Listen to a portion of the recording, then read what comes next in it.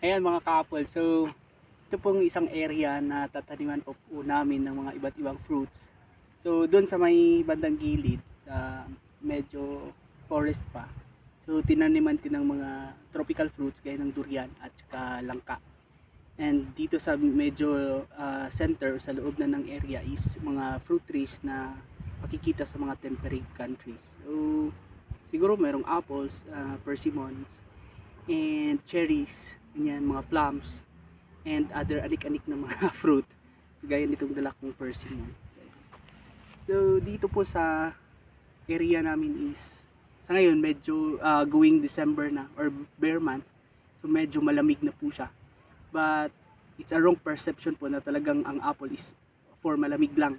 Kasi ang dami na pong nakapagpatubo and then nakapagpabunga na rin po sa mga lowland areas. Gaya nung sa bansang Kenya, so meron silang Wambugo apples. So pwede po talaga tayong magtanim kahit hindi sa mataas na area or highly elevated na mga areas. So kahit sa lowland, pwede po tayong magtanim ng mga apples. So tanim na po kayo.